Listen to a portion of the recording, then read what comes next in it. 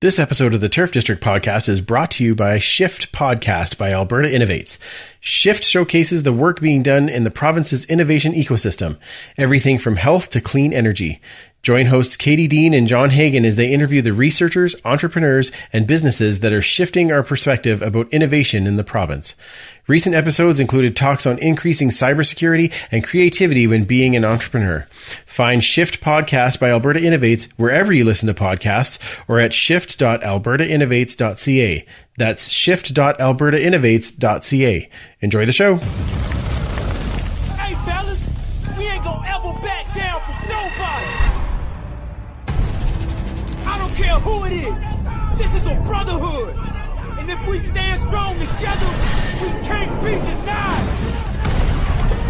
If one of us goes down, we have another, and another, and another that's ready to fight. So let's hit this field and bang them, bang them, bang them.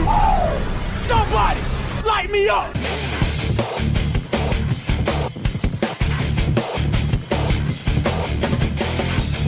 It's time to huddle up. It's the Turf District podcast.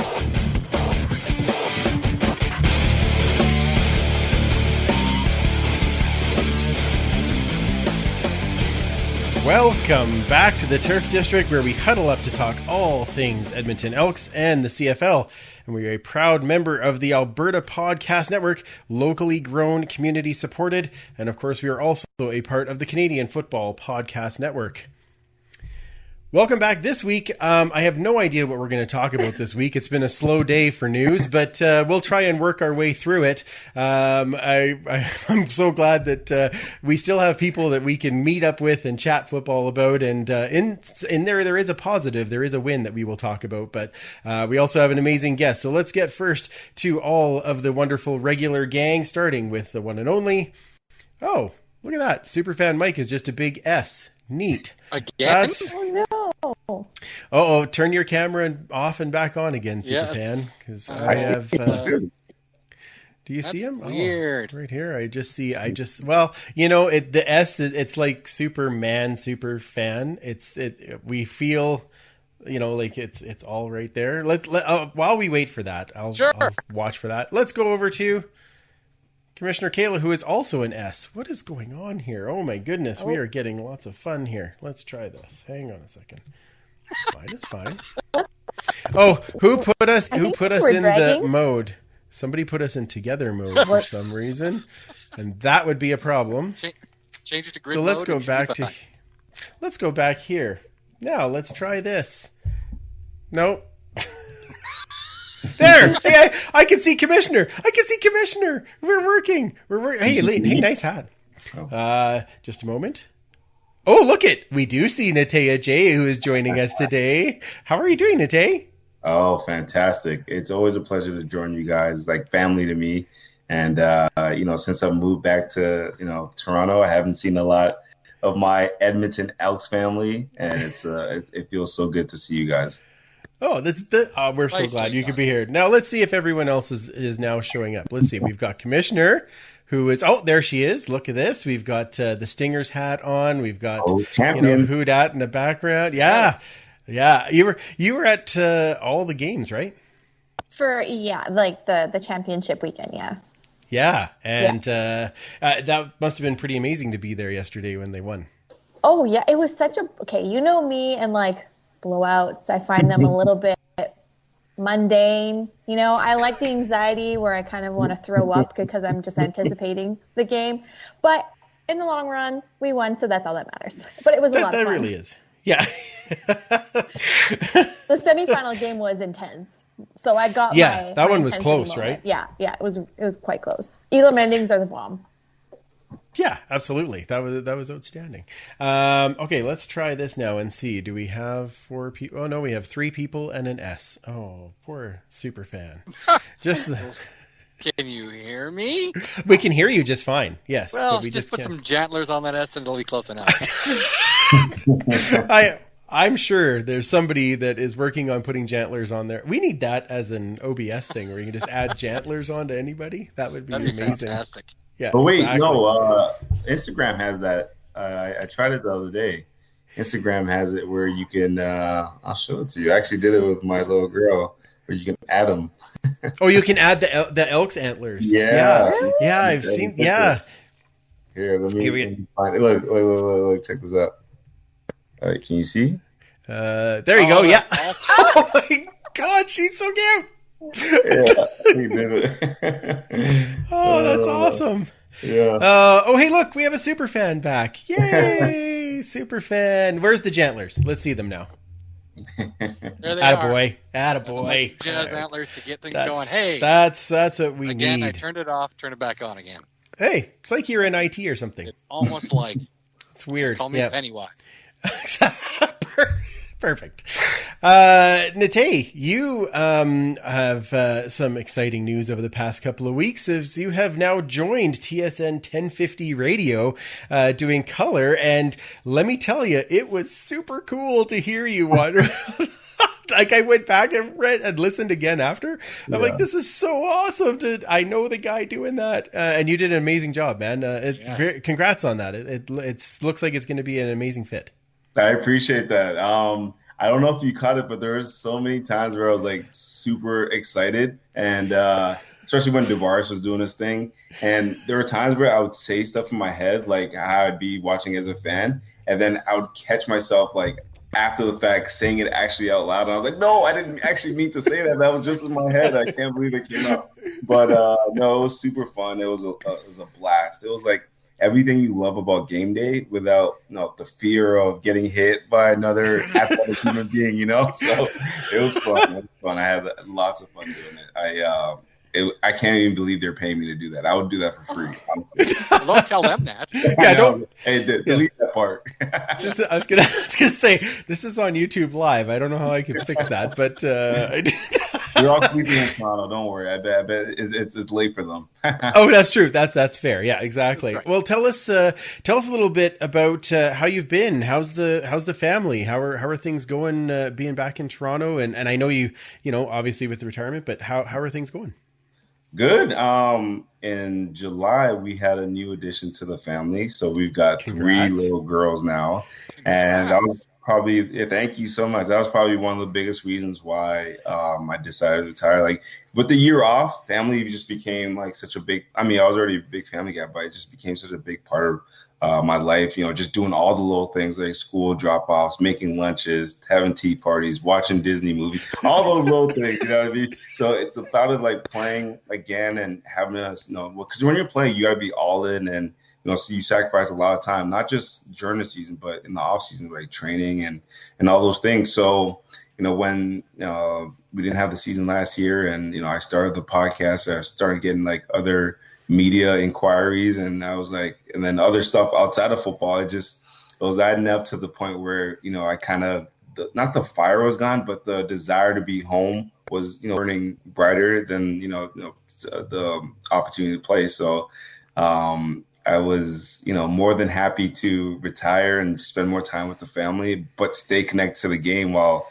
doing the broadcast, right? So, and I found out that, I'm just as excited to do the broadcast as I was playing. So it kind of tells me I feel like I'm doing the right thing. I should say so.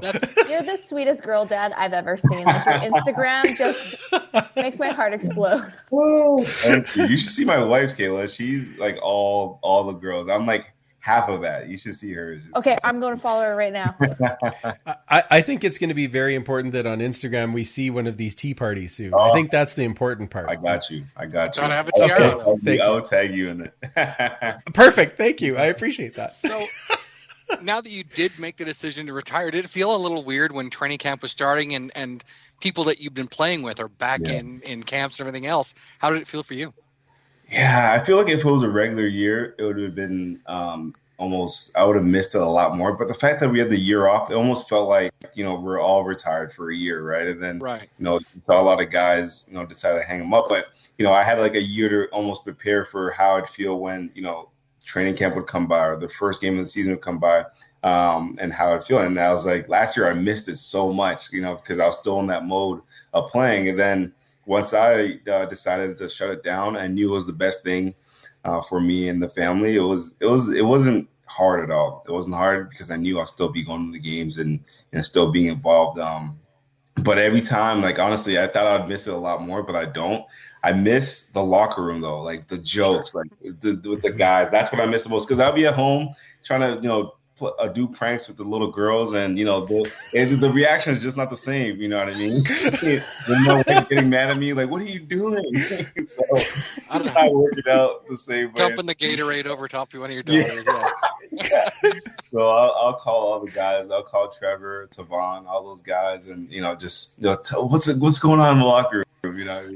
Just Skype in.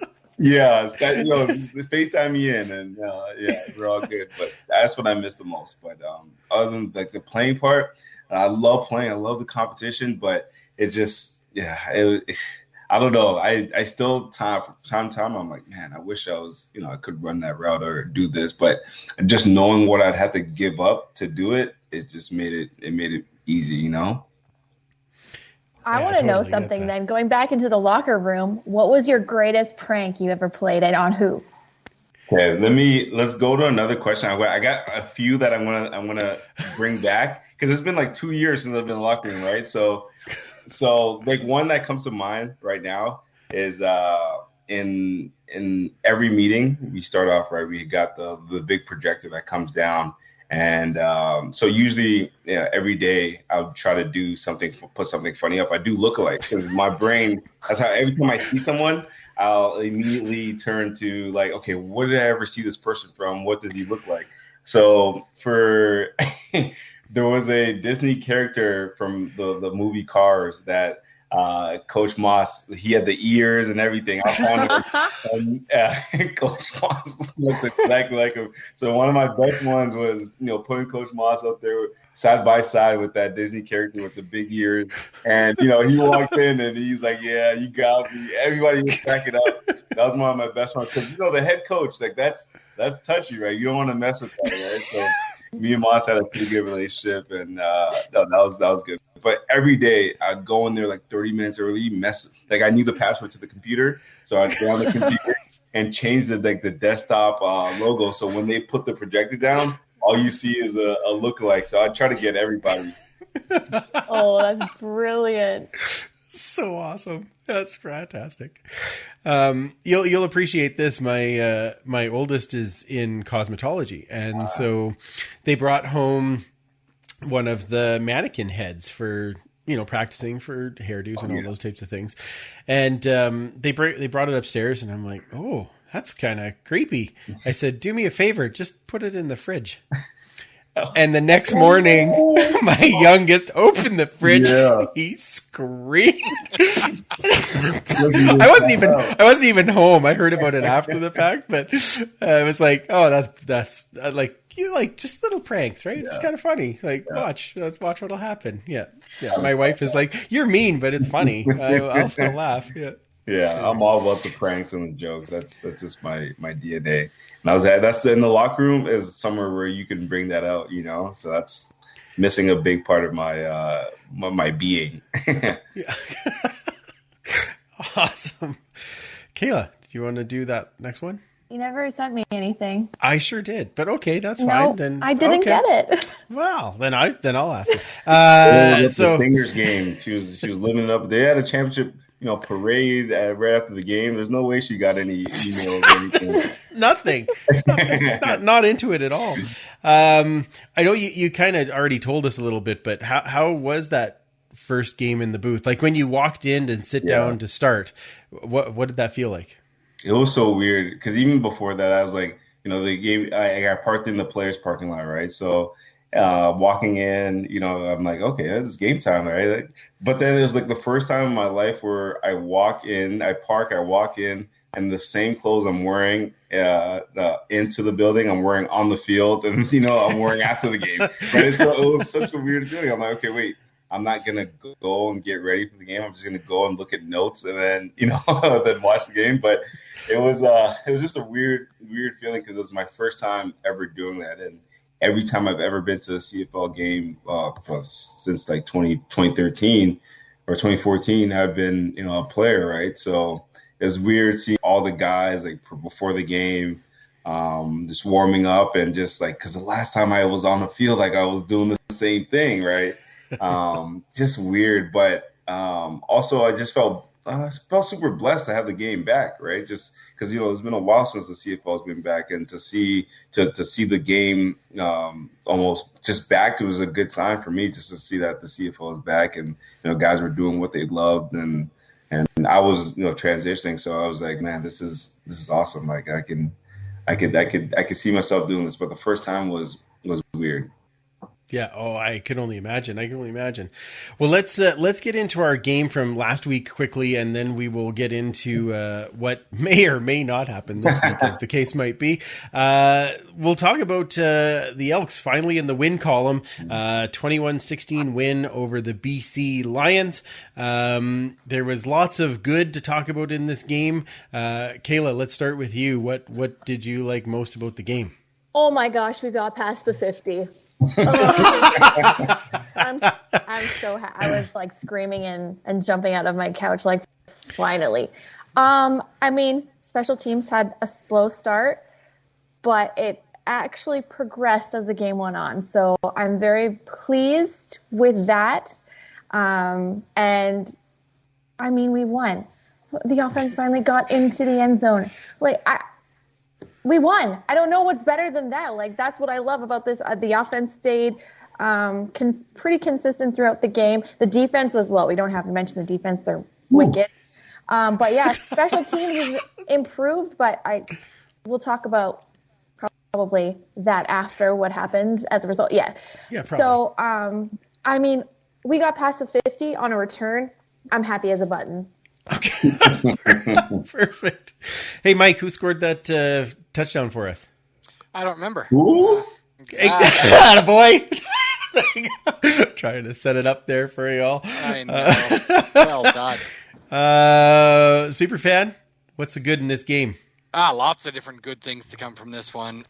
Seeing Greg Ellingson come back when he had a very quiet first couple of games, whether he was just extra covered or just, wasn't necessarily the primary. But seeing him do 148 yards in a game, it's good to see he was back for sure.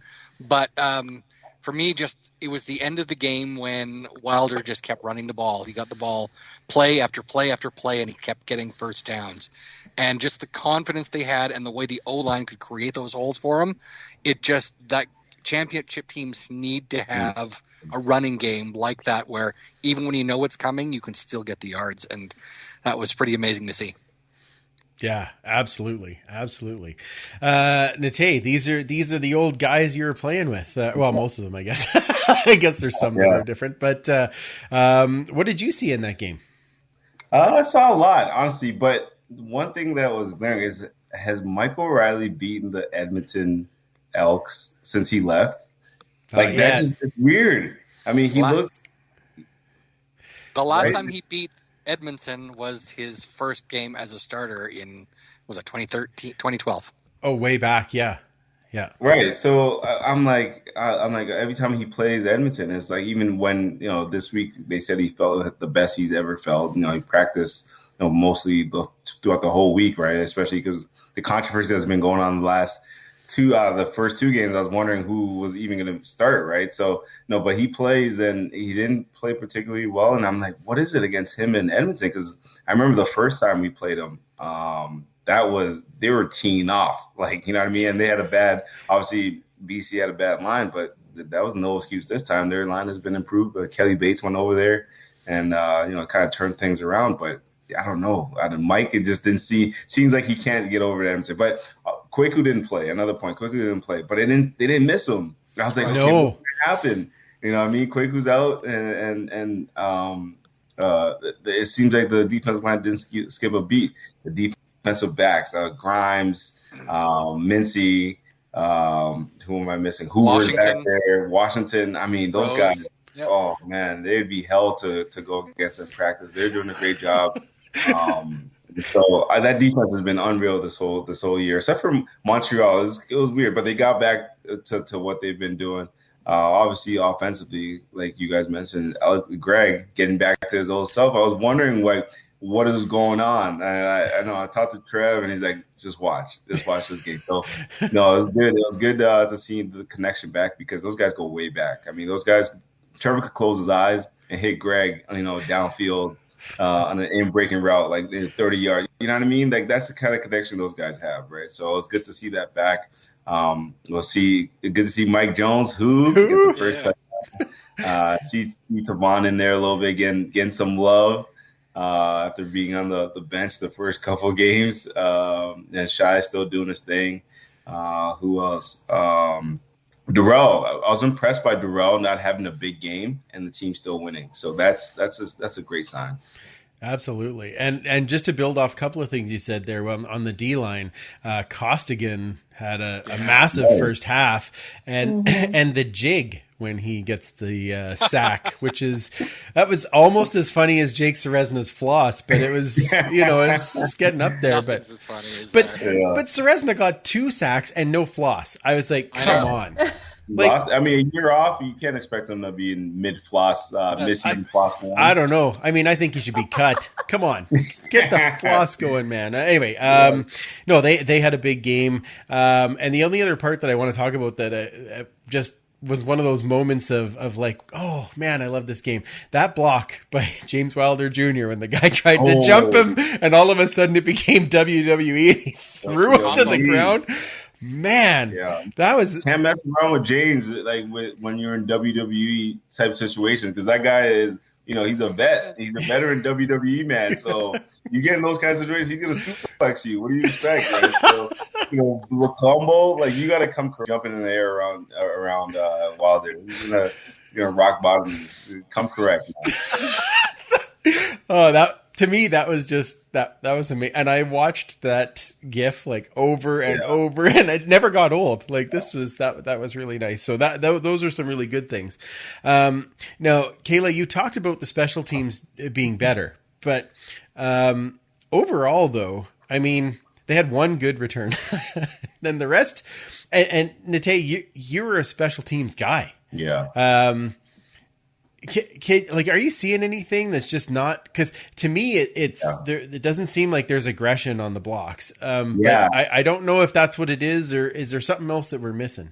Yeah, no, I think whatever system that they were running, it was a little too complex, because guys just look so hesitant, blocking for Terry Williams. I'm like, okay, why is there so much confusion? So most of the time when that happens, is the system is complex and guys get confused as to who they're blocking. So whoever comes in, maybe AJ Gass, needs to simplify their blocking assignments, right? Because guys out there running out there, confusion around, who am I supposed to block? Next thing you know, Terry Williams, a guy that can return the ball in this game, is getting hit. And he's getting up. When he gets up and he's looking around come on, guys, that tells me guys are messing up with their blocking assignments. So it was probably a little bit too challenging for these guys to pick up so soon. And maybe it would have got better. It's only been 2 games, but I guess the coaching staff decided that they didn't have that type of patience to wait, and they let them go. So hopefully the guy, usually when a new guy comes in, simpler blocking schemes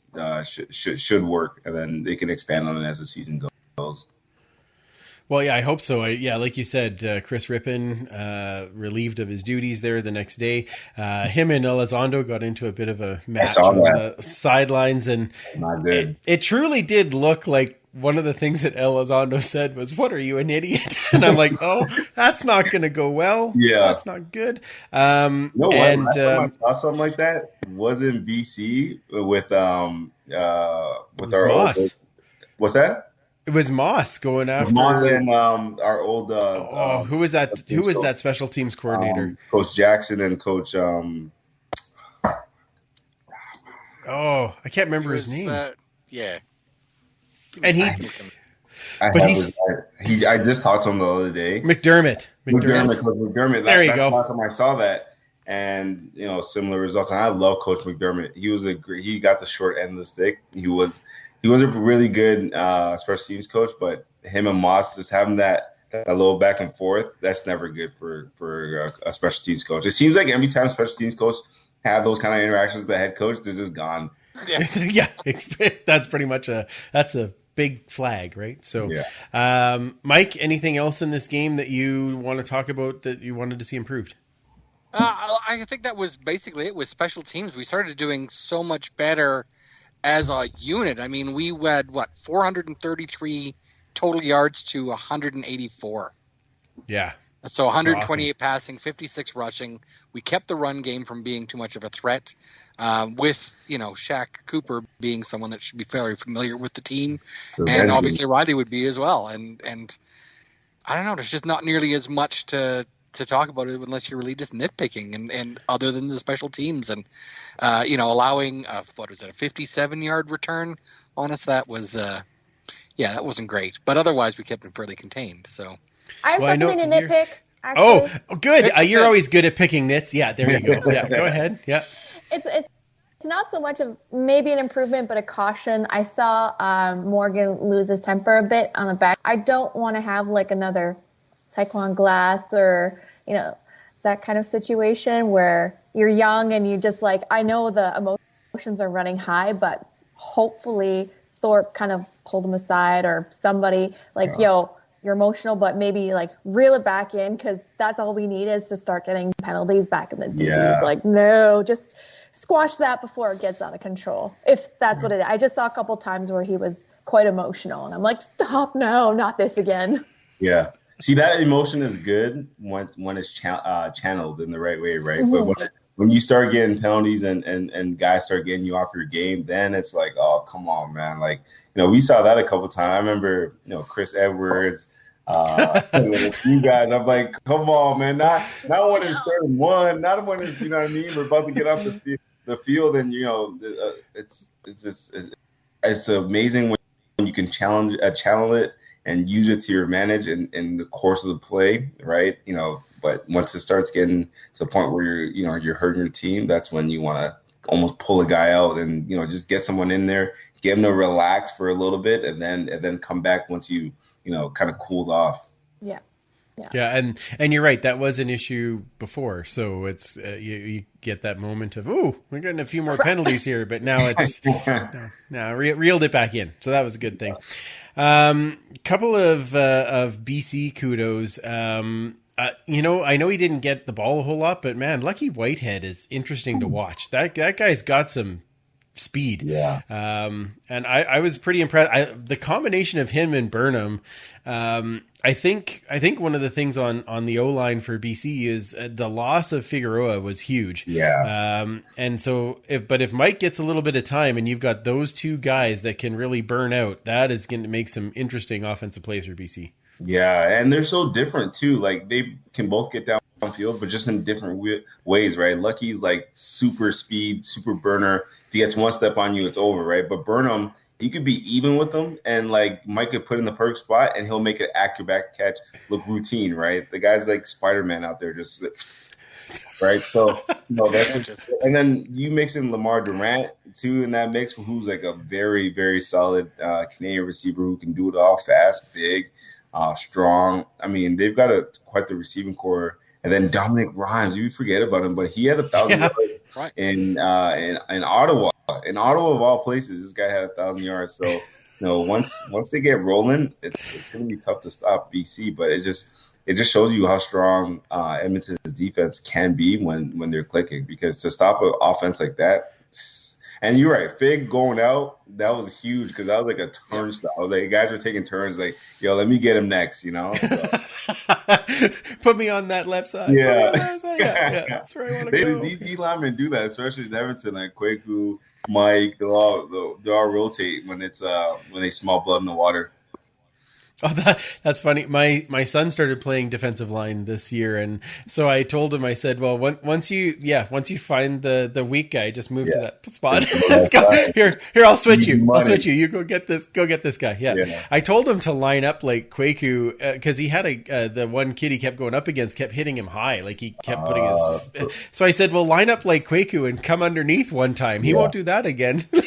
He'll figure that out quickly. Anyway, jumping all over the place. Mike, do we have some YouTube questions that we should get to before we start talking some history? For sure. So let's take a look here. Tim Capper did very helpfully say that it masks up. I don't know what he's talking about. I'm sure we will get into that. Saying it has been a very interesting 24 hours at least. It's from Ken Ludwig. Of course, again, we'll be getting into that. So very shortly. Yes. Bill Kempthorne was saying that this is all just here to mess with his fantasy picks, like it wasn't hard enough already. So yeah, well, that'll do it. Yeah. Tim Capper from the Alouettes flight deck does say, Natey, wish Alouettes Nation had a chance to see you on the field. Me too. Blade 2020. I mean, I would have been out there for 2020 if we didn't miss a season. I'm sorry, man. What else we got? Tim Capper did compliment us on the podcast merch. Oh, nice. Excellent. The shirts and shirts, glasses. Ooh, exactly. Fancy. Patrick B. Penguin says that Natey sounded awesome. Listen to the Toronto broadcast on the internet radio. So he said it was fantastic. Oh. Thanks, Penguin. You guys always been a big supporter, man. He's a good dude. Ken Ludwig again. Oh, yes, the glasses. He said Glenn Suter was sure showing Greg Ellingson the love during the broadcast, for sure. He deserved it, though. Greg he did. He was balling. Yeah, 148 yards. You're going to get a mention or two, right? Oh, yeah. Ken again said he just saw a tweet from the Elks stating affirmatively that Harris has not tested positive for COVID, unlike what some reports have said. So the Elks were laying the smackdown on 3 down, according to Tim Capper. Well, we want to make sure that we're getting the right people out there, but that's good. Excellent. All right, Mike, are you ready to do some history before we talk about this week's fun and games? Sure, let's talk about it. All right, let me get over to some PowerPointing here. Oh, some graphics and everything. Oh, look at this! Wow. Now, Natey and Commissioner, they how you can tune into the YouTube live stream. But yeah. Anyway, Superfan, I'm watching you, and you go ahead. Excellent. All right. So today I want to talk about another player from Edmonton's football history that's probably lost to the ages for most fans nowadays. This is a 13-year Canadian football veteran, but he was with the club for only a single season here in 1950. He was a two-way player, offensive tackle and defensive end, and did double duty as the line coach, the only assistant coach under Anna Stukas, and his name was Don Durno. So interesting. Yeah. So born at the end of the First World War in 1918 in Scotland. And then his family emigrated to Quebec when Don was just a child. So growing up, hockey was his first love, but he came to football in 1940 as a way to keep in shape for the hockey in the off season. So he played a game with the Montreal Rugby Football Club, which was a precursor to the modern-day Alouettes, despite never having seen the game before. So he played in the very first game he saw. Wow. And he was hooked instantly, playing the full 1941 season for Montreal, now named the Bulldogs, as we can sort of see there on the screen.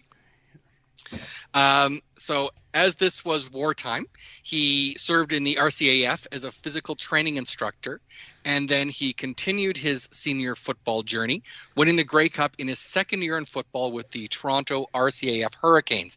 In the picture there, you can actually see another guy that was sort of famous in the Canadian Football League, and that's Jake Goddard, who was commissioner for 16 years in the late 60s through the early 80s. So they were quite a powerhouse in the war era, for sure.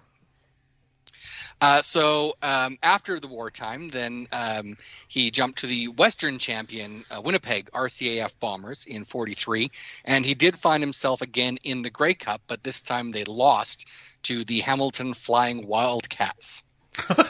Wow. Yeah.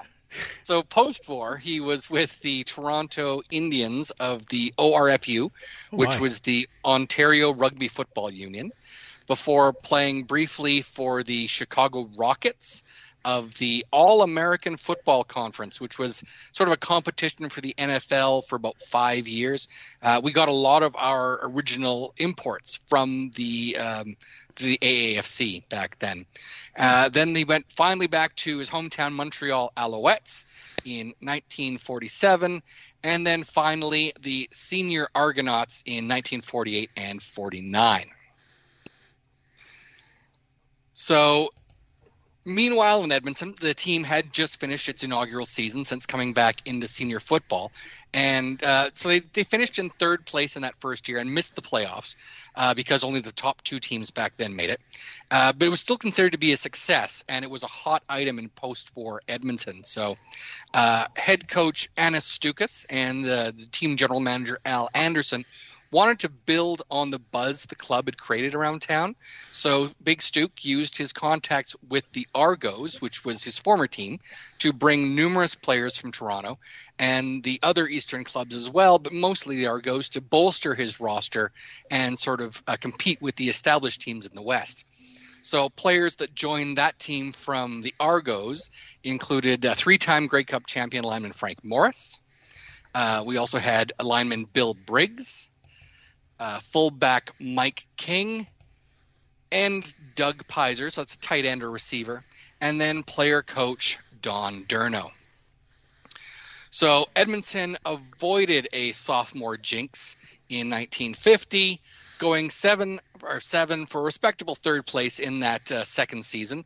It was also the first time there was a semifinal in the West, so they actually got to be in the playoffs in that second year. And the Green and Gold upset second place Saskatchewan 24-1. And this is back when it was just a single game. Later on, they made it a best two-game total point. So they did give the city hope after beating Winnipeg 17-16 in the first game of the best-of-3 Western Finals before ultimately running out of gas and dropping the final two games to the series in Winnipeg. Durno was named a Western All-Star at the tackle position. They didn't really differentiate between offense and defense back then. It was just tackle. But it was his coaching and the schemes for the offensive and defensive lines where he made his mark on the team and in the city. He did leave the team after only the one season because he had a job in Toronto in 1951. We originally tried to flip him to Ottawa, but he refused to report because, again, his job was in Toronto. So he did come back to the Argos for one more season, and then he finished his career in Hamilton in 1952 after 13 years in Canadian football. He wasn't out of football for good, though, so much like Natey, he was still around the sport. He spent 17 years as the president of the Canadian Junior Football League, so people nowadays would think of like the Wildcats or the Huskies as part of that league. And he was president of the Argos Alumni Association for 27 years, retiring well into his 70s. Wow. So he may have been forgotten by many fans today, but Don Durno is still one of the key building blocks for football in Edmonton and the legacy of the Green and Gold. So I just wanted to kind of sort of introduce a lot of people to someone that, again, they probably never heard of. So that's awesome. Fantastic. So this is going to kind of merge history and the horde section today. So recently he passed away in 2011.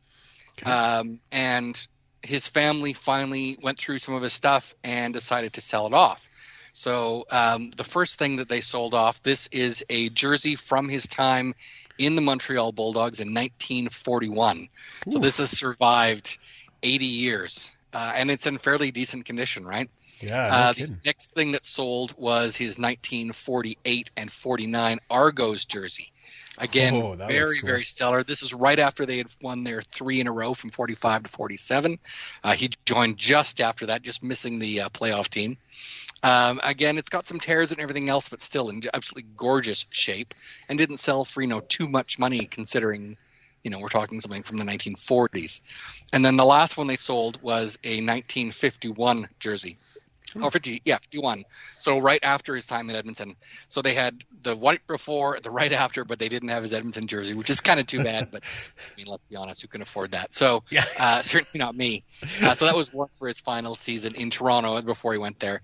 And then the last thing they sold was a pewter mug, and this was what was given to the people that won the Grey Cup. Back then they didn't have rings, so they gave everyone in the 1942 Grey Cup one of these pewter mugs, and this has survived again from 42 to now. So we're talking nearly 80 years at this point. Wow.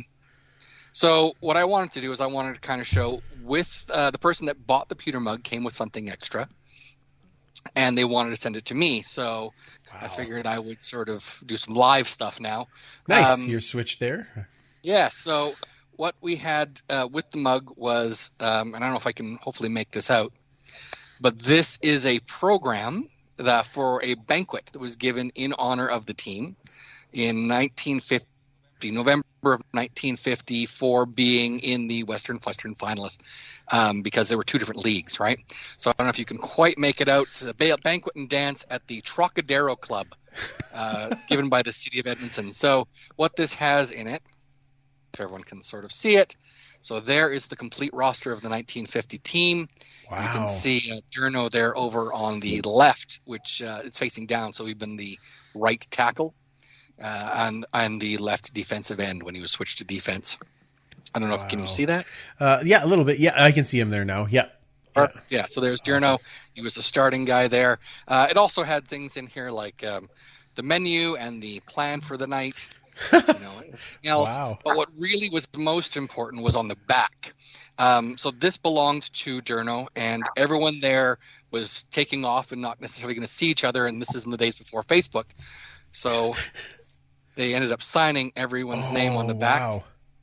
That's cool. And on the inside, and Durno's kind of right there in the middle, and everyone's address is on it. So really go around signing all of these, giving them to their teammates so they could keep in touch with each other in the off season, things like that.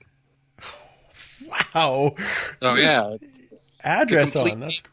Yeah. So and there's another one here. I don't know if you can sort of see up there in that corner that someone named Peter Lockheed, who I don't know whatever happened to him. The name sounds familiar. Yeah. Yeah, in Alberta, he was premier for 16 years here, so he did all right for himself post-football, for a lawyer. Yeah, not too bad at all. Oh, my God. So I'm going to get that framed up. I have a team photo of the 1950 team, so I'll have the photo and the autographs underneath. So super awesome.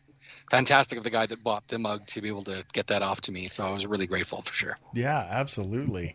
Man, that is so cool. So Tay, I guess for you guys just all share Instagrams. Right. You don't have to write down your address to everybody. Or text each other. Right. Not as much texting in 1950, I guess. Right. They're selling the birds with little messages on them. Yeah. Carrier pigeon. Campfire going in a blanket. Yeah.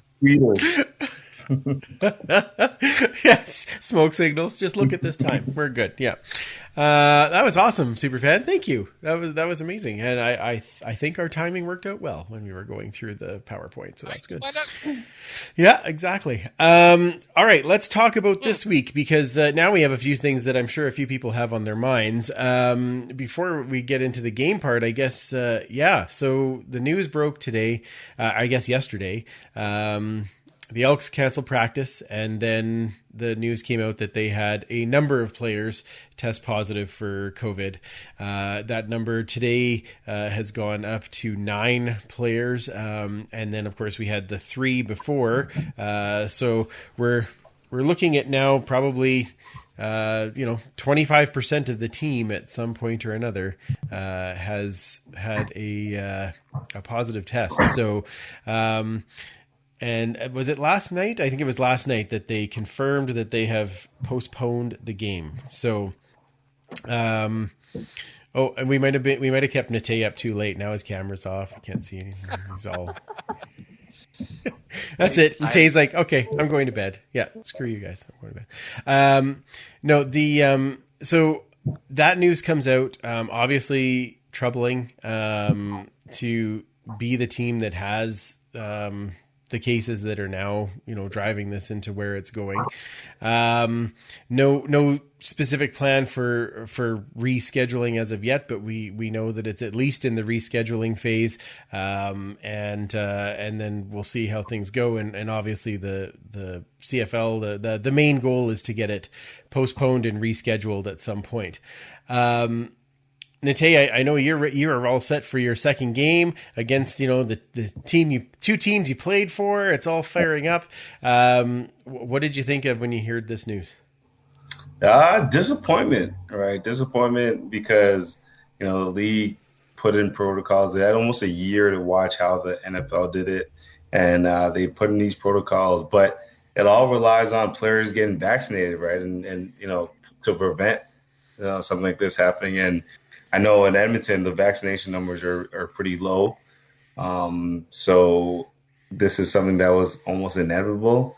Like once one guy gets it and you're in close quarters, there's not enough plexiglass in the building that's going to prevent, something like this happening. So I don't want to say irresponsible because everybody has a choice of what they want to do. But, if you want to play, you want to have a full season, I mean, you gotta make that sacrifice in my opinion.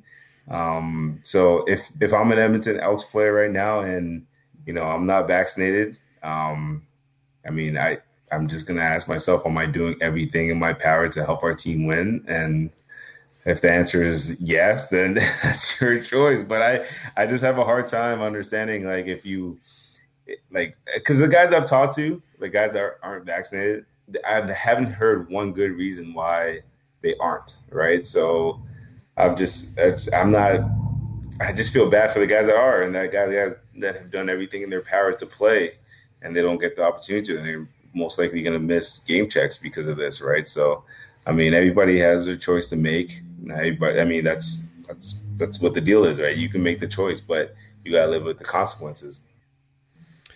Do you think it at all, Natey, that I understand obviously it's a personal choice, the player choice, all those types of things, but do you ever think that teams should have said hey, we don't want to have this happen, so you need to get it before you get here? Or do you think that would have just been met with too bad for you, with a lot of players? Or what do you think? Yeah. Because if I'm a team, if I'm team personnel, I want all my players to be vaccinated because it gives you the best chance. Like colleges right now, the reason why a lot of them are 100% vaccinated because these coaches have a lot of power, and whatever they say, these kids are scared, right? So there are teams in college right now that are 100% vaccinated, and they're not going to have any issues, right? They're going to probably play most of the games as long as it's on. And if another team isn't vaccinated, they get the win. So they're making sure they're taking care of business. They're making sure no matter what happens that they're always going to be ready to play. Teams, I'm sure they wanted to, as best as they can. They were encouraging guys. Even up until I retired, they were sending out questionnaires asking who's vaccinated, who's not.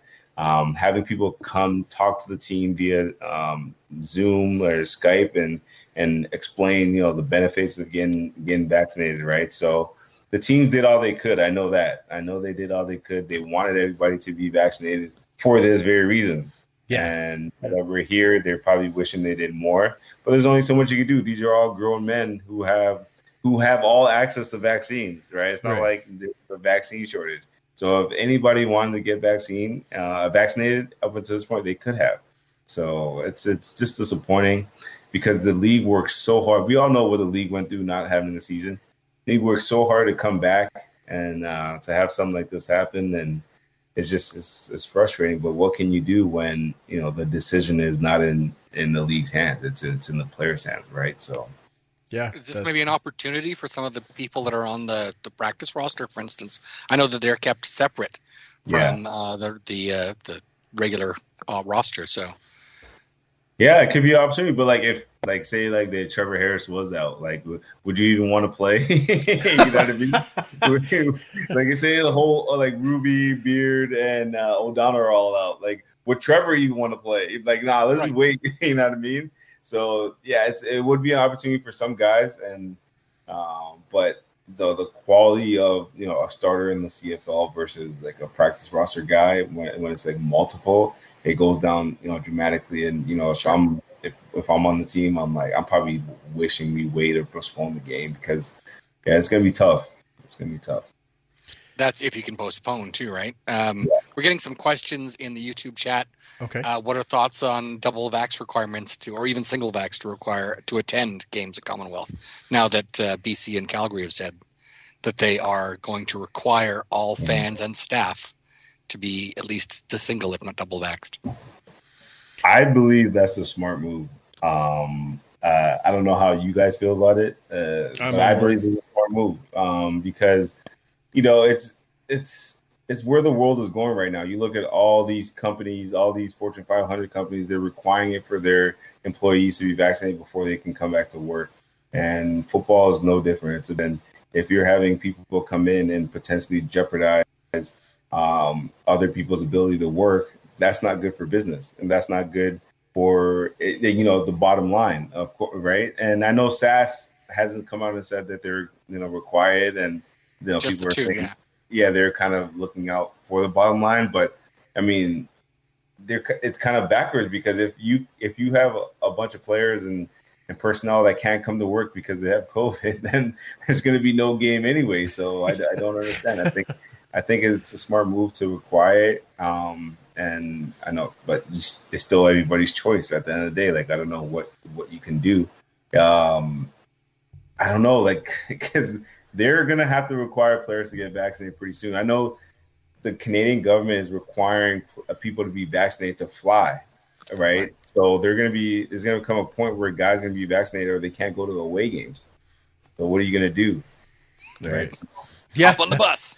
Right. I didn't even think about that, but okay. But if you're, like, when would you have to leave if you're playing in Montreal? Like, 3 days ago. Yeah, this player is not at walkthrough today. We can't. Yeah. I wonder why. Leave at halftime to make it back. You're ready to play half a game. We're really fired up about that. You guys tell me your thoughts on it. You know what? I applaud the teams that are doing it, that are saying that you need to be, double vax to get in, or even single. I think it's a safe move. And, I'm in a situation too, where that might allow me to get back to a game, because right now I'm not going because I have a 11-year-old, right? So, and it's just mitigated risks.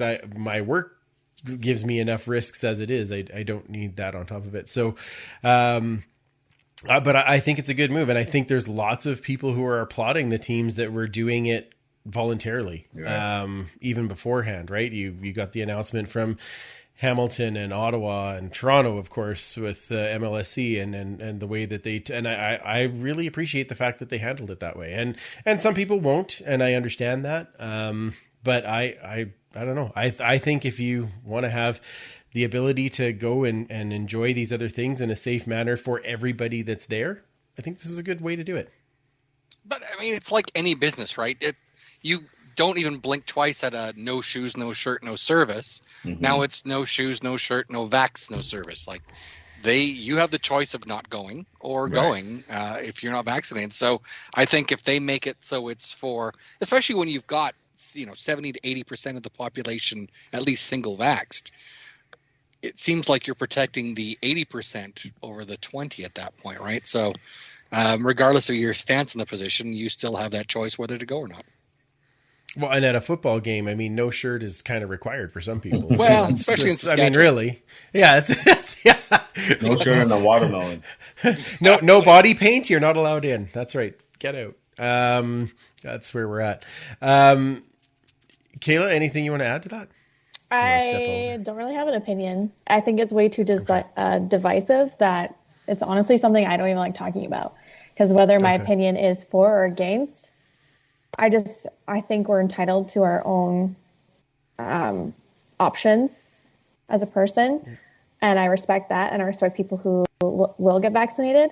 I think it's become such an issue that I don't like voicing my opinion anymore about certain things. Yeah, that makes sense. I totally get it. Yeah, because I like that, Kayla. Yeah, it can get very heated, and we don't need that in our lives a lot of times. So especially right now. Protect your peace, Kayla. What? Protect your peace. Oh man, this whole year and a half, I've learned so much through it all that I'm just like, there are certain things that I will die on the sword for, and there are certain things I won't, and this is one of those cases. Yeah, totally get it. Totally get it. On a positive side, in this particular room, we're all greater than 85% vaccinated, so we'll all get paid the same for doing the podcast. So that's good. It's very important. Yeah, no missing check. Exactly. Natey, I promise you your check is in the mail. That's how this works. All right. This is amazing for us. If there is a game, because let's say they postpone it to Monday or Tuesday next week and they're able to play the game. Let's talk about what that game might look like. Toronto's coming off a massive win over Winnipeg. They played amazing in the trenches. I really think that was a deciding factor. Natey, tell me what you saw, what you like about this Toronto team after that game. Man, that defense flies around, and they mix up looks. Len Young has been mixing up looks because he's got so many weapons. So, like, he's got Dexter McCoy, who isn't really a starter, but he's on the field all the time. Cameron Judge, Mwamba, Chris Edwards, who you're familiar with, big, physical, fast. All of them are kind of in the same mold where, whoever they're going up against, they're probably a little bit more physically and more have that speed element, right? And, it's been their DBs were kind of a question mark. I mean, Shaq Richards is really good, but the way the front seven has played has, kind of eased it back there where it's made their job easier. They caused so much havoc. Like Sean Oakman you guys remember him from Baylor. He was like a defensive end, but he's playing like zero tech right over the center, right? Coney Ely, played in the Super Bowl. And, just as Shane Ray is not playing right now, but just the front seven has been impressive. Like Brady Oliveira, I mean, he came out first game, had like almost like 120 yards, right? Yep. Last two games combined under 50, right? Just going up against this front seven. And they like just watching them fly. I'm like so happy that I don't play anymore because they'd crush me, right? So it's unbelievable watching the defense work, and it's giving the offense a chance to catch his groove. And Arbuckle was able to come in after a flat performance from Macbeth and kind of steady the ship. He was on time, on target. Made one big mistake with Jeff Goat coming over and ripping him, but he you can tell he's got a good feel for the RPO game. He's got a good feel for how to play quarterback. I feel like he's been watching Bo Levi a lot because he doesn't have the strongest arm, but he's his arm is strong enough and accurate enough, and he moves well enough and anticipates well enough where he can be a really good quarterback in this league. And he's got weapons, right? You guys know DeVaris Daniels. You guys know Ricky Collins, Eric Rogers. You guys, he used to kill us when he was in Calgary. And then they've got some young guys there as well. So all that combined, and Toronto's looking like a really, really good team this year that was kind of slept on. But the defense makes it go. Those guys fly. Just watch them if we get a chance to play this game. Those guys fly, man. Absolutely. Superfan. Sure. So, sorry, I got lots of questions coming in here. I know. It's crazy. So one thing I always love paying attention to the running backs, and you don't say. Had a great game. Had over 100 yards. Whereas John White maybe didn't have certainly not as good of a game as he had earlier this year. So do you see him starting this week over John, or? You know what? I think so do you remember Winnipeg when they used to play Andrew Harrison, Flanders together? Yeah. Right. That's what I see going forward because DJ Foster would come in the game and John White was split out, or John White would stay in the backfield and Foster was split out. Foster's really dynamic because he in college he had over 1,000 yards receiving, 2,000 yards receiving, and 2,000 yards rushing. Right, and that's one of 5 guys ever in Division I history to do that. Right, so. Very versatile, multiple formations you can do with them, move them all over the place, confuse the defense. And it was very effective. I remember when Andrew Harrison Flanders used to do that, and I was like, defenses used to be scrambling because it's like, who's the running back, who's the receiver, watch the screen here. By the time Harrison's breaking 2 or 3 tackles and he's down the field, right? Or Flanders is catching a screen. And that's the same thing I see with Foster. I mean, it was relatively new, but the guy runs hard, and it's kind of a great mix between John White. You guys are familiar with his game and Foster because John White can make anybody miss, explosive, right? And DJ Foster is like a one cut, get up field, tough yards kind of guy. So it's a great mix, and I don't know if he'll on the depth chart say starter, but he will get touches. Dinwiddie was very impressed with him after the game, and he was a difference maker in that offense because when he came in, I mean, every time he touched the ball, I think it was over 10 yards, and I was like, wait, who is this guy? Wait, he's not the starter, right? So I kept saying on the broadcast, I'm running like he doesn't ever want to be off the roster again, right? So if he keeps that up, he'll have a great season.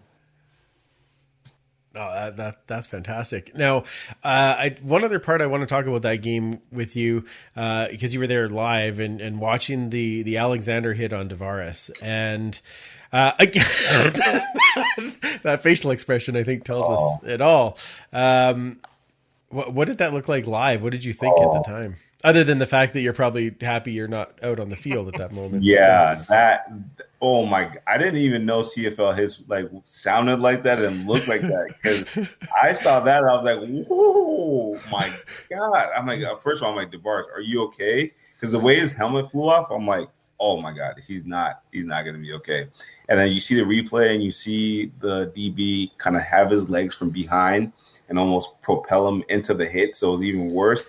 And it wasn't head to head; it was like shoulder to head, but it did not look good. And I was very, very happy that I saw DeBarge after the game, and he gave me a hug and he remembered my name. So I'm like, okay, thank God, we're good.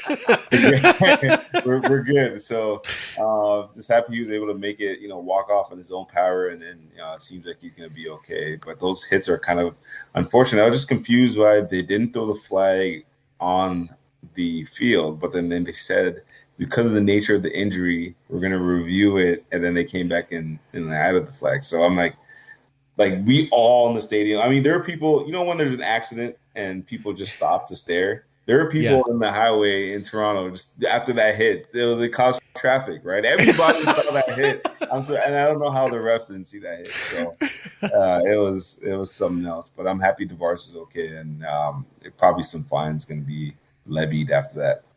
Yeah, I would think so. That they got to try and get those hits out of the game. I think if he'd have gone, if he had bent down like he was going through the central area and then happened to connect, it would have been fine. But I think because he stood up and it was right shoulder, that's. It looked like he was targeting the head. That's the problem. Like, right. You're right. If he had aimed lower and he just smacked them, it would have been fine. I mean, Jabbar would have a caved-in chest, but it would have been fine. Still would have been very loud, and people still would have stopped, but it would have been not a penalty. Let's put it that way. Yeah. Okay, let's talk about the what would you say are the keys to the game if this game gets going for the Argos to win against the Elks? Well, assuming that we have most of our regular lineup, let's just go with that. That's what I was going to ask. Like, okay, who's playing in this game? Yeah. If 9 guys have COVID right now, they're definitely not playing. And so the key is to have as many healthy guys as possible.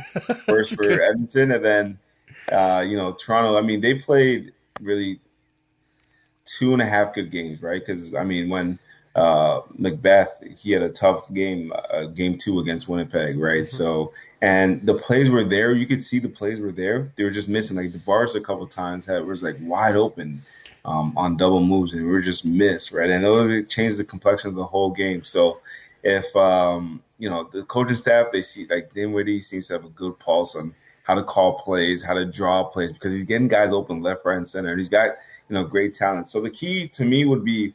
For Argo, just to keep doing what he's doing. I mean, defense is going to fly around, make plays, but you gotta limit James Wilder Jr. because if you let him start to run loose, then Trevor will start to kill you, right? And I feel like that combination is unbelievable. Having a solid run game like that, I think that's what CJ when he first got to Edmonton was providing, and you saw how that opened things up downfield. And if James could do that all year, and he see no signs of him slowing down, but you gotta stop him because that's kind of the head of the snake right now. It looks like because he can beat you running and catching the ball. Stop James on the Toronto side. Stop James. Trevor seems to, have a connection with Greg now, right? So now you've got to pay a little bit more attention to Greg. But I would say, don't forget about Darrell, because Darrell can go off for 200 yards before halftime, right? So it's so hard. Like, if I'm a defensive coordinator, I'm thinking about all the weapons on Edmonton. I'm like, this is difficult. This is a difficult challenge because everybody can beat you. Shaq Ross, might flip over a couple guys, right? Mike Jones might, who he can beat you too, right? Tavon could do. It's such a tough thing that when the offense is clicking, it's tough. So that's why I'm not paid to be a defense coordinator, because I have no idea how to stop that offense. I would just say, watch the Montreal tape, bring pressure, beat up their linemen, talk to Mondo, see what he ate for breakfast. and Offensive lineman. Yeah. Right.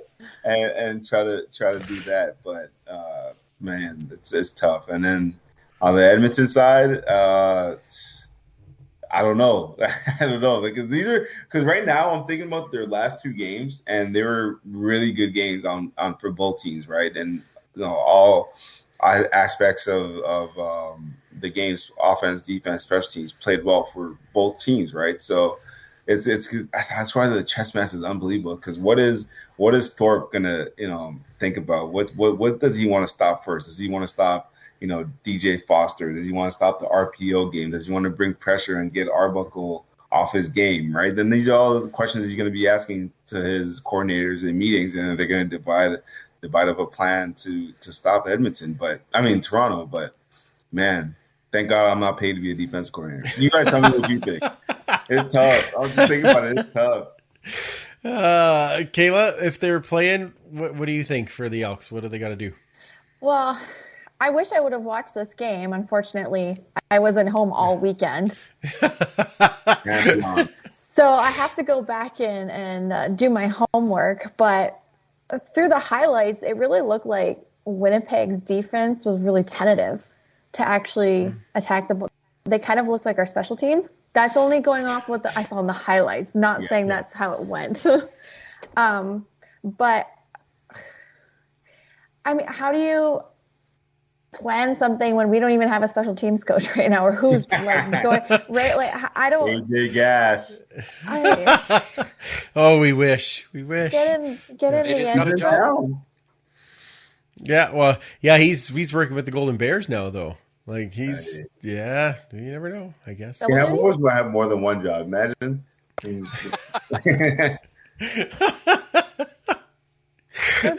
They're both green and gold. They share, right?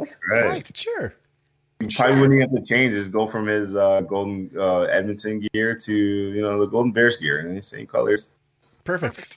Right? Yeah, it works so well. Yeah. So I have a question though. In this game, or the last game, were there a lot of deep balls thrown from Arbuckle? Did he go down? You know what? Yeah. Well, he had that one in DeVars. Saw that one. Yeah. But it was really intermediate routes that he'd have these. They had a lot of screens. Then they'd have stuff off their screens that they worked on, and then not really a lot of deep balls. Just moving the chains, getting first downs, stuff intermediate, like comebacks and digs, kind of that he was hitting, and he was accurate with it, right? So that's what you want to see. He had a really good game. He was on time and on target with a lot of his throws. More methodical. So I guess what I would say is attack fast, get their confidence shaken very early on, get the points on the board very early on. Don't lay off the gas for the Elks, of course. But maybe just without watching that game, I can't really give like a really good what to do for the Elks against the Argos particularly. But from what I know about the Argos previously, I would say get them off their game, strike soon and strike hard and strike quickly. And Trevor, some deep balls will really help. Just going off that again. Yeah. Title of the podcast. Yeah. Thanks so much.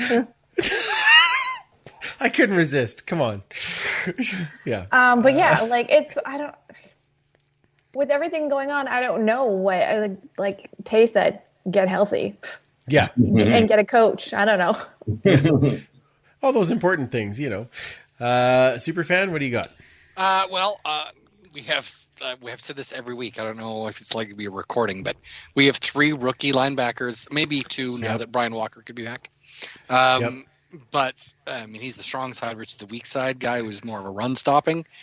With everything we saw from DJ Foster and with what we know John White can do, they're going to have to be on that game all the time. Especially as Tay says, we've got the RPO, we've got the run game. If they fly out, like, how are you going to handle that in a game scenario when you haven't got time to sit and think about it? Yeah, absolutely. And I would go, I think the key is just ball control. Elks got to hang on to the ball. If they can hang on to the ball and long drives and keep the Toronto offense off the field. Yeah, exactly. Then I think that'll be a big deal. With the time management that you said last week too, Andrew. Absolutely. Yeah. Well, they did much better at that this week. Yeah. I will say that against 100%. BC. So do that more. Superfan, I'm sure there's about 8 million questions, but can we throw a couple in from YouTube before we go to our picks? So what do we got here? People were talking about Duke Williams has now been released from the NFL. So where do we think he's going to end up? Ottawa. That's what I was going to say too. It's tough to say. Ottawa won't sign him. I guarantee you. Is Desjardins going to spend that money? No. He's definitely not. He doesn't like he wouldn't sign Kenny. He wouldn't sign a Roosevelt. I talked to the guys on the team, and they're like, yeah, if you have any kind of, I don't want to say any secrets, but it's just he has a kind of player that he likes, and if you maybe you had a parking ticket from 2 years ago, he's probably not going to sign you. Okay. Wrong. All right, culture. Okay. Right. Sorry, was that out loud? Another thing people are talking about, if let's say the game was rescheduled for Monday or Tuesday, if players are not allowed in the building for 7 days, how do they prepare for this game? Well, they're preparing virtually right now, is what they're saying. They're doing all the practices. Isn't it? Yeah. How do you get the timing together? Yeah. That's what the training camp was for. It's not going to be easy. And the first 2 games. Yeah, it's not going to be easy. But once you know the plan, and every play that they put in has instructions on how do you do your job, right? So guys will know how to do their job. They just won't have to have time to execute it. And the tough part is for the coaches, because the coaches put in a bunch of plays throughout the week, and they'll try it out and against different coverages. And if it doesn't work, they'll throw it out. But they don't get that opportunity to try plays out that they think is going to work against certain coverages. So that will be the bigger challenge. But the players play. I mean, you put anything out there, you tell them to do X, Y, and Z, they'll do it. But it's the coaches' discretion to see what's going to work and what's not. Interesting. Anything else there, Superfan? And one more that we should look at before we... Well, they were talking again about the 9 people that are COVID positive. Patrick Penguin again says if it's 9 guys on special teams, that might be a blessing. Oh my! Oh dear. We might feel a little negative about the special teams these days. I don't know. That's it hasn't been especially the returning aspect of it. It hasn't been good since Kendall, right? Kendall Lawrence was the last 15. One, right? Yeah. So, and I remember the year because he had a couple against Toronto. I was on Toronto at that time. I remember, he had a couple against us, and man, that's been the last time there was some return yardage on special teams, right? Yeah, and who was the special teams coordinator then? Craig Dickinson. Yeah. He's really good. Haven't seen a turnover on defense either. Ken Ludwig brought that up. Good point. When's that first going to come? Yeah. Yeah, we thought we got one there the other day, and then not so much. So, absolutely. Turnovers are going to be huge. So, all right, let's get to our pick'ems. We'll just go through this rather quickly. Sorry, Tay. I know I said I wouldn't be that long, but we've really chatted this evening. All good. Okay, first game, well, it's not ours. Hamilton versus Montreal on Friday night. This one is in Montreal. Tay, we'll start with you. Who do you got in that game? Hamilton, they're 0-2, almost like Calgary when they were on 2, and it didn't matter what quarterback they had in there. The desperation was there. They're not going to go 0-3. I can almost guarantee it. Like they had a bye week to fix not all their mistakes, but to kind of rectify what was going wrong. They got, I think Braylon Addison's going to be back, and I felt like that was a big key that they were missing. Huge. Yeah, the downfield ability, and just they're not going to go 0-3. I can almost guarantee it. All right, Superfan. Yeah, I actually picked Hamilton in this one as well. I thought with the bye week, they were able to get a few things sort of organized. Masoli settled down, and I think he'll still be the starter over Dane. They've certainly seen a lot from Calgary on what to do versus Montreal, so I think Hamilton's going to take it. True. Commissioner? Do I switch to now saying Mad Mazzoli instead of Holy Mazzoli?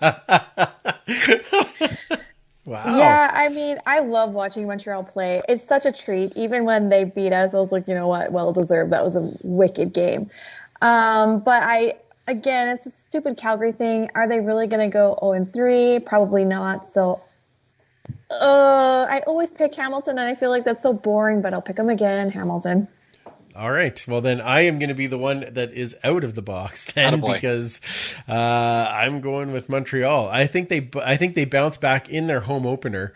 And although Hamilton will have fixed a lot of issues, I don't think they can fix them all quite yet. That offensive line is needing some help. So against that very stout Montreal defensive line, I think it could be a tough. I think it'll be a close one, but I'm going to give that to the home team and say that Montreal, that Vernon Adams Jr. kind of recovers and starts looking for his shorter reads and drops some balls off and makes it down the field. That was also title of the podcast. BC versus Ottawa in the nation's capital. It is the Red Blacks home opener. Superfan, who do you got in this game? I'm just looking at my picks now. I actually took BC in this one. I think that Mike Riley is going to I've been going for the underdogs here. Yeah. I think that Mike Riley is going to sort of rally the troops. He's just been getting physically healthier week after week, and I think that they could upset the home opener. All right, Commissioner. Yeah, I agree. I go with the Lions. I do have a really quick question for you, Tay. Is Ottawa hard to play in, that stadium? It is. It is when they're good, because their fans, like, they understand football, and they'll get loud at the right times. Like second down, they'll get really loud. And it seems like it's always an advantage for the home team. Like they're in SAS. Like SAS might be the hardest place to play. But Sask and Ottawa, when they're really good, so hard to play. But you know what? I will say they make football look like fun. Like the fans, like they have so much fun in that stadium. There are people, like it's like a summertime event to be at that stadium. So a lot of cool things. And then they got the red black mascot. Like every touchdown, he's like cutting wood, and it's like it's such a cool tradition that they have. The announcers do a great job of, like, every first down, like they'll make the first down. So yeah, no, it's a cool place to play. And, no, it's tough. It's tough for sure. I know the audio bite we're going to pull out of this particular podcast to use in later podcasts. Tay, who do you got in this one? BC, for sure. BC's defense looks stout, man. They've been doing a great job, and like no matter who the quarterback is, they've been doing a great job. Like you said, Michael has been getting healthier. It's so hard. I feel like it is. That's the hardest switch to make when you've been calling someone a certain name for 10 years, the high profile guy, then you got to call him a different name, but it's for good reason. Yes. But I see the announcers struggling with it every week. Yeah. Michael Riley, he's getting stronger every week. I think they're just too strong. And I love Matt Nichols, but he doesn't look the same. Matt Nichols like we saw in Winnipeg. Their defense is really good, though. That's the one thing. Like you saw, that game, it should have been a blowout against SAS, but that defense kept them in it to the end. So BC for sure. All right, I'm going to make that a sweep. I'll pick BC as well. I'm not diverting. Come on. Last game, it was fun. This one, not so much. Okay, then Calgary versus Winnipeg, which I think could be the game of the week. It's going to be very interesting. Commissioner, who do you got in that one? Opposite. Winnipeg. Okay. Well, Nice. Love it. I am going to go with Winnipeg as well. I think they bounce back. That defense is just unreal in Winnipeg. I think it should be rather interesting. Natey, who do you got? I'll go Calgary. Psych! No, come on. This mayor guy, they're gonna have so much film on him. This is a game I think he'll struggle a bit. I mean, it's always interesting when a new quarterback comes in there because defensive coordinators don't know how to play him, and they have no film on him. So once they get the film and they're able to adjust, that's when you see the true quarterback come out. So I expect him to struggle a little bit more this game. That was a nice callback to the beginning of the show when you were talking about pranks. Well done. Superfan? Yeah, I'm going Winnipeg here as well. The Calgary offensive line did face a pretty strong defensive line in Montreal, but it's not Jackson Jeffcoat and Willie Jefferson. And I mean, we're talking defensive players of the year here. I just don't see how they're now that Natey said you've got film on Mayer. I think it's going to be Winnipeg all the way. All right. And now usually we do an Elks prop bet here, but I think we're going to have a little bit of fun with this. The Elks prop bet this week, do they play or do they not? Oh, ever? Or I meant this week. This week. In the next 7 or 10 days? Correct. No chance. No chance. Okay. I mean, if they have 9 dudes with coach, there's going to be more, of course, because it's just the chances of you talking to someone else, and once the full testing comes out, there's going to be more. Like we kind of saw that with Vancouver, the Canucks. Yes. Like a smaller team, but mostly every single person on the team had it. Yeah. And if you have COVID, so 9 guys, we've seen that this year, that's at least 2 games that you miss if you have COVID, right? So definitely, I mean, what kind of team are you putting out there? And then if you have stars that have what if your entire defensive line has COVID? Who's going to be playing defense like Sean White? Or you know what I mean? What do you do, right? So I'd pay to see that. I mean, we'd lose, but I'd pay to see. I love Sean, but I don't like his chances here. He's good at his job. So I don't know. I don't think they play. It's just 9 guys on any professional team to miss that many guys in 1 week. It's tough. And not to mention the guys that maybe are injured. 4 guys, they said. 4 guys. Core guys. Okay. Core yeah. guys. Okay. Yeah. Yeah. That's a lot. Okay. Superfan? That's a tough one. Without getting a chance to really practice, and you've got to make it work with Toronto. I think October is the next real opportunity they've got, and I think that they're going to try and look to put it there. So I'm going to say no. Okay. Commissioner? As in forfeiting this game or completely moving it? Just moving it to October. Oh, okay. I thought you were saying forfeiting and just taking the L. But that's what they're going to have to do. Playing this week. Oh, okay. Yeah. I don't know. I'll be optimistic and say sure. Okay.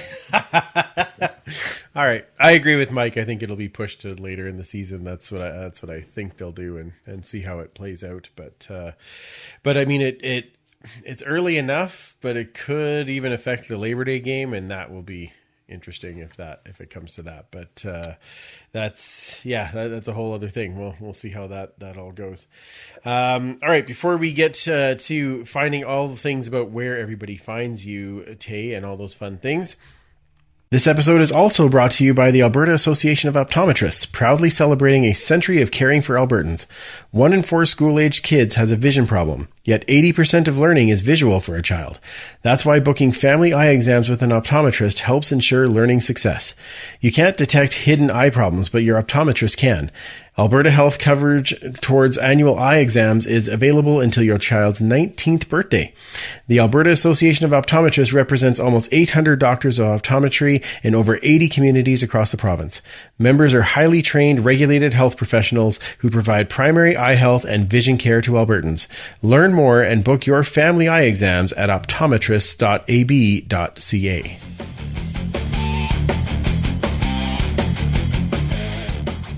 Tay, thank you so much for coming and joining us and sharing some laughs and some stories. And as we kind of plod through this week so far, really appreciate you taking all the time, man. And I know it's super late out there, so thank you very much for coming. Where does everybody find you, and where do they get to listen to you do these wonderful broadcasts now? Anytime. You guys are like family to me. Appreciate my time in Edmonton. So anytime I can talk to anyone from Edmonton, I'm on game. You can find me at, for every Argo game, TSN 1050, live with Mike Hogan. We do all home games and pretty much all Ontario games. So Hamilton, I'm not sure about Ottawa, but Hamilton for sure. So you can catch us there. The All Ball podcast will be back this fall. Oh, yes. Nice. Got a great lineup. Of guys, NBA, NFL, NHL. So it's going to be fun. And other than that, Twitter, _ Tay11, and Instagram, the Natey Adjei 3. Nice. Awesome. Thanks, man. Superfan, where does everybody find you? So they can find me at 56 Parkies on Twitter or Instagram. Then they can find the history segment at EDM History. It's HISTOREE. Where are you following? I'm gonna follow that again. Okay, you should. Yeah, it's very good. Sure. Commissioner. On Twitter at Duchess Lombardi. I'm simple. I'm just the one. Yeah, you are. Yeah, you know what though? Lots of excellent Stinger stuff this weekend, so that was amazing. Well, just the one that I make public anyway. Yeah, I guess, but it was still all very good. It's all very good. Make sure you guys are following Pay It Forward with Football. They are getting everything going again throughout the season. Of course, lots of great shows coming out from the CFPN these days. You can check that out at cfpodnetwork.ca. I should also send a quick shout out and thank you to Ryan, who is setting up the fantasy head-to-head in the CFPN. We've had a lot of fun with that. I'm finally off the schneid, so I'm 1-2. Superfan, not so much. Sorry, not so much. Superfan is there, and that's exciting all on its own. That's right. So that's what we get excited about. So yeah, thank you for setting that up, and we've got some fun matchups this week. We'll keep tweeting that stuff out so that you guys can see where we're at. Of course, check out all the great shows on the Alberta Podcast Network at albertapodcastnetwork.com. And of course, you can join the huddle with us at the Turf District on Facebook, Instagram, and Twitter, of course, which is where we usually are when we're getting into a game. So if we have a game this week, follow us there and join in the conversation. Thanks to all of you. We will be back next week to talk something. Probably more news than anything. Lots of history next week. Get excited about that. And we'll find another amazing guest. Not as amazing as Natey, but we'll still have another amazing guest. And we will talk all things going on in the CFL and the Elks. Thank you again for joining us. For Tay, Commissioner Kayla, and Superfan Mike, I'm Andrew. Remember, you can't catch footballs with your face, and we will absolutely talk to you next week.